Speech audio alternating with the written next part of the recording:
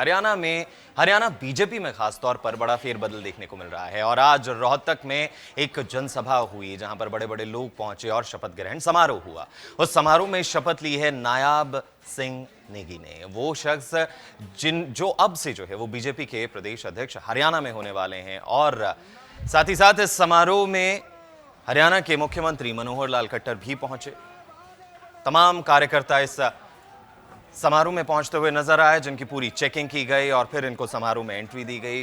मनोहर लाल ने भी वो सीएम मनोहर लाल ने कई चीजों को लेकर अपनी बात आगे रखी। आपको बताएं कि हरियाणा बीजेपी के नए प्रदेश अध्यक्ष नायब सिंह सैनी का वो पद ग्रहण समारोह रोहतक में बीजेपी के स्टेट ऑफिस में हुआ। सीएम मनोहर लाल ने नायब सिंह को पगड़ी पहनाई और सम्मानित किया। वहीं पार्टी के राष्ट्रीय सचिव और पूर्व प्रदेश अध्यक्ष ओम प्रकाश धनखड़ ने उन्हें गदा भेंट किया।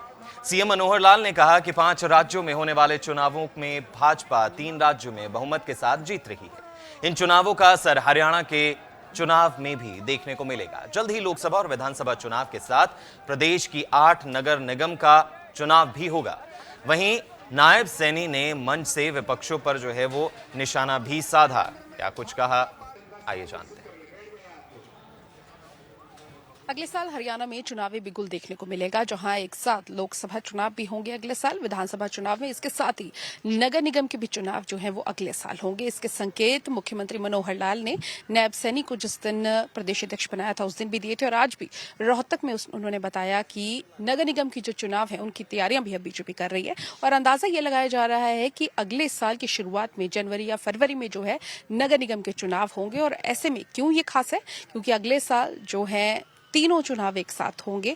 सभी पार्टियां अपनी ओर से जोर लगा रही है। नगर निगम की बात करें तो हरियाणा में कुल 11 नगर निगम है, जिसमें से 8 पर चुनाव होंगे। 3 का समय जो अभी रहता है, यानी कि उनका कार्यकाल खत्म नहीं हुआ है, इसलिए अभी उनके पर चुनाव नहीं होंगे। पिछली बार जो चुनाव हुए थे उसमें भी गठबंधन रहा था बीजेपी और जेजेपी का।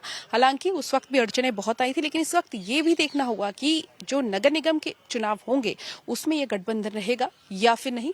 फिलहाल बड़ी बात यह है कि सभी पार्टियां जहां पर कोशिश करेंगी विधानसभा और लोकसभा के लिए भी, वहीं नगर निगम के लिए भी वो कोशिशें की जाएगी, यानी कि प्रयास किए जाएंगे कि सत्ता पे काबिज हो। यानी कि पूरे तरीके से अगर बात करें तो हरियाणा में ना सिर्फ लोकसभा पे, ना सिर्फ विधानसभा पे, बल्कि नगर निगम पे भी हर एक पार्टी कब्जा करने के लिए तैयार है और उसके लिए तैयारियां शुरू भी हो चुकी हैं। कैमरा पर्सन रोहित के साथ पूजा वर्मा, डेली पोस्ट पंजाब, हरियाणा, हिमाचल। तो आज का बीजेपी हरियाणा के लिए वो खास दिन कहा जा रहा है, क्योंकि अध्यक्ष वो बदल दिए गए हैं। चुनाव में बहुत ही कम समय बचा है, 2024 बहुत दूर नहीं है और फेरबदल बीजेपी में होना वो शुरू हो गया है। कई चीजें, कई आहटें वो निकलकर सामने आती हैं। सबसे बड़ा बवाल जो मचा हुआ हरियाणा में नजर आया, खासतौर से बीजेपी जेजेपी से जुड़ा हुआ वो बवाल नजर आया, उनके गठबंधन से जुड़ा हुआ, जिसको लेकर सीएम मनोहर लाल और कई बड़े नेता वो सफाई देते हुए नजर आए, या ये कहें कि इस जवाब से बचते हुए भी नजर आए। साफ तौर पर कहते हुए नजर आए कि ये सिर्फ इलेक्शन बेस्ड गठबंधन है।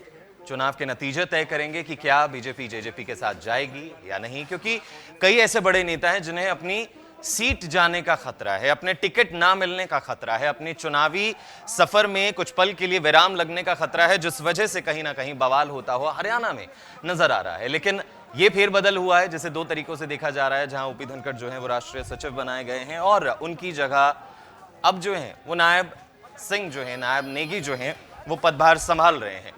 तो एक बड़ा फेरबदल, क्या इस फेरबदल का एक पॉजिटिव इंपैक्ट आने वाले चुनावों में नजर आएगा, क्योंकि 3 चुनाव वो होने वाले हैं, लोकसभा चुनाव, विधानसभा चुनाव और साथ ही साथ 8 जगहों पर नगर निगम के चुनाव भी होने वाले हैं। तो यानी कि हरियाणा वो आने वाले साल में चुनावों से घिरा रहने वाला है, यानी कि बीजेपी, जेजेपी, कांग्रेस, साथ ही साथ अन्य दल भी उनकी भी किस्मत का पिटारा, या कहा जाए कि किस्मत का फैसला आने वाले इस 2024 में होगा।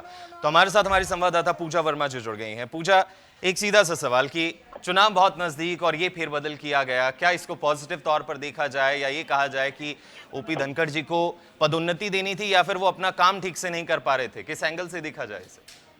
बिल्कुल, देखो गौतम, आपको बता देते हैं क्योंकि अगले साल हरियाणा में चुनावों का दौर है। विधानसभा चुनाव, लोकसभा चुनाव, इसके अलावा नगर निगम के चुनाव है, तो ऐसे में पार्टी को मजबूत करने के लिए, और बीजेपी में एक प्रचलन है कि हर 3 साल बाद जो है वो प्रधान बदले जाते हैं, प्रदेश अध्यक्ष का जो है बदलाव होता है, और ऐसे में नए जो है कहिए प्रदेश अध्यक्ष नायब सैनी को बनाया गया है। वहीं जो पूर्व प्रदेश अध्यक्ष ओपी धनखड़, उनको भी जो है राष्ट्र नेतृत्व में जगह मिली है, जहां उन्हें राष्ट्रीय सचिव बनाया गया है। तो इसको हम इस तरह से नहीं देख सकते कि उनके काम से कोई खुश नहीं है, लेकिन कहीं ना कहीं अगर बात करें तो एक तरह से जातिवाद की जो एक राजनीति हरियाणा में लंबे समय से चलती आई है, उसमें एक नई दिशा जो जुड़ गई है, जहां क्योंकि बीसी समाज से ताल्लुकात रखते हैं नायब सैनी, और ऐसे में वोट बैंक की राजनीति भी बहुत ज्यादा अहम होती है। दूसरी बात ये भी है कि हरियाणा के मुख्यमंत्री मनोहर लाल के करीबी माने जाते हैं नायब सैनी, और जब पिछले दिनों मुलाकात की गई थी हरियाणा के मुख्यमंत्री मनोहर लाल की ओर से प्रधानमंत्री से, तब पूरे संगठन को लेकर चर्चा हुई थी, वहां पर विचार विमर्श हुआ था। उसके बाद ये फैसला लिया गया था कि प्रदेश अध्यक्ष जो है किसको होना चाहिए, क्यों होना चाहिए, किसके नेतृत्व में जो है वो काम कर सकते हैं हरियाणा के जो कार्यकर्ता है बीजेपी के, और संगठन को मजबूती कैसे मिलेगी। क्योंकि अगर नायब सैनी की बात करें तो मौजूदा सांसद भी हैं, और उनकी छवि की बात करें तो 1996 से वो जो है हरियाणा की राजनीति में अग्रसर है। बहुत एक इंपॉर्टेंट रोल जो है वो हरियाणा की राजनीति में देखने के लिए मिल सकता है। शुक्रिया पूजा तमाम जानकारी के लिए। अब देखना यही होगा कि ये रोल जो है वो कितना इंपॉर्टेंट रहता है, और 2024 के चुनाव में सैनी जो है वो अपना किस तरीके का किरदार निभाते हुए नजर आएंगे।